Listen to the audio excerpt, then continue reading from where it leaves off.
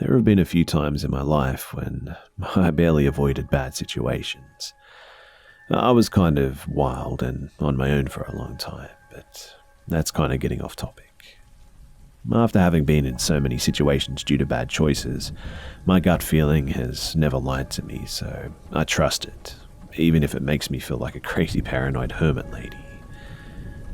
So, I live with my best friend James, and our work hours are always different from each other, so there's always someone in or out of our house, which means that it's pretty hard for robbers or anyone to pin down a schedule. One rule that we've always lived by is that we know who's coming over and when. And so, if it was one of his friends that wanted to come over, they usually won't until he's home, just out of courtesy to each other, and I try to do the same. About 10 a.m, I sat down in my living room to have lunch. James is at work and had been since 7:30 a.m. and would be until 3 or 4 p.m. I worked overnights last night and had the day off today. In the middle of my lunch, I hear someone knock 3 times with what sounds like their fist, and then, after a couple of seconds, they ring the doorbell. When you're sitting on my couch, you can actually see the front door from there. And for some reason, I just stared at it. I waited for the screen door to slam shut, giving clues to it being a delivery guy or something. But there was no sound of the door shutting, so I take a moment to try and think of anyone it could be, and my next move is to text James. There was another knock, and it was followed up by the doorbell again. And after another minute, James texts back and says that we aren't expecting company and inquired if it might be a delivery or something.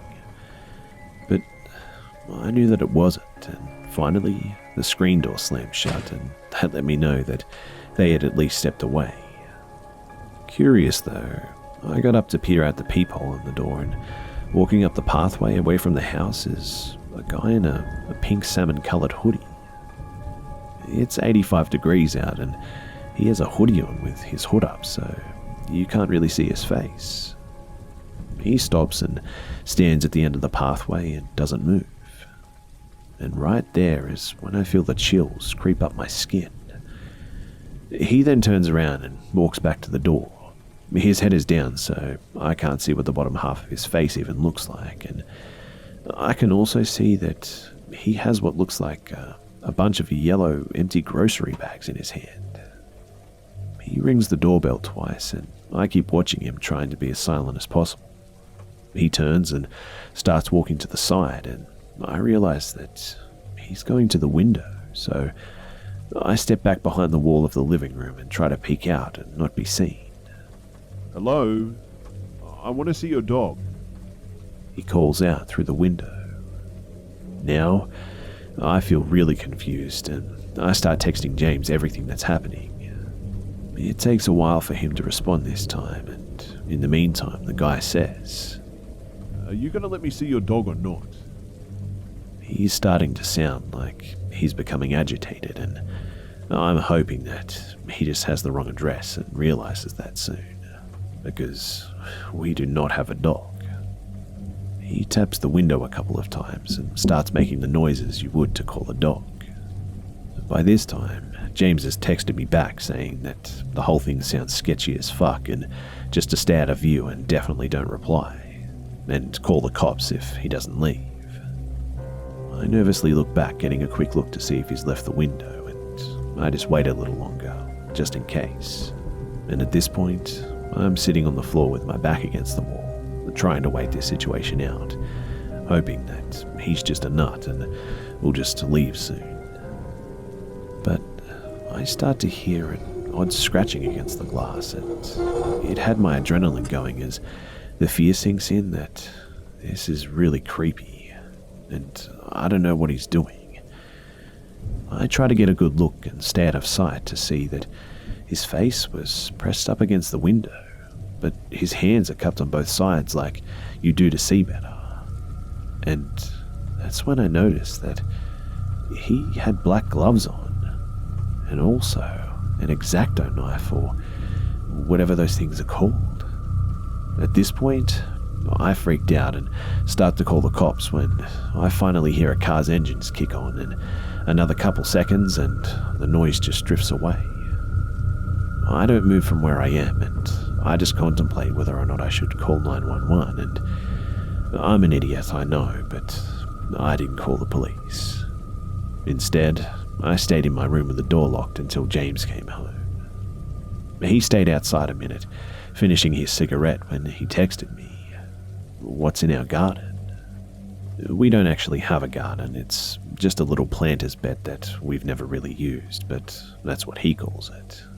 And I replied, "Not sure, been locked inside all day."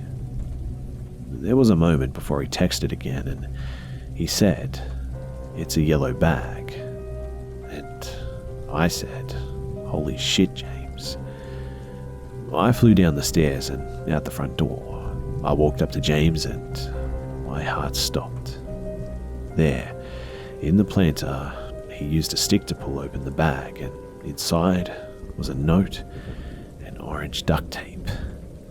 I said to James, practically shaking, that I should have called the cops earlier, but we need to call them now. And he replied that he had already called them. We didn't look into the bag any further and just gave it to the police, and they asked if we could stay with anyone else tonight. They were reluctant to say why, and then after pressing a bit more, they told James that the note had said, "I'll come back tonight." And now, we're currently staying at James' mum's house. G'day mates, it's Busta here, and I hope you guys are enjoying this week's stories. Just so you guys know, I've actually put a whole bunch of new episodes up on Be Scared, the Castbox original podcast, so I hope you guys go and check it out on Castbox. It's available on Apple too, and everywhere you normally listen to podcasts today, so if you want to listen there too, that's fine. I'm adding a link in the description below so that you guys can subscribe to either Castbox or through Apple. Just so you guys know, the podcast is a weekly thing and it features stories from No Sleep, series stories, and the occasional set of true scary stories. It's completely free to subscribe to me there, and you can even download the Castbox app on your phone so you don't miss anything. And by the way, it would be really cool if you guys could review the podcast on Apple as well. I would love to hear your feedback and comments there. Also, I just want to thank you guys for tuning in every week and being here. I know a lot of you guys have been asking for the podcast for a long time, and without all of you guys, the podcast, it honestly never would have happened. So thank you guys for being so supportive and tuning in every single week. I'm super excited to share all this with you guys, and I look forward to seeing you guys there. Thanks again for listening, and I'll see you mates in the next one.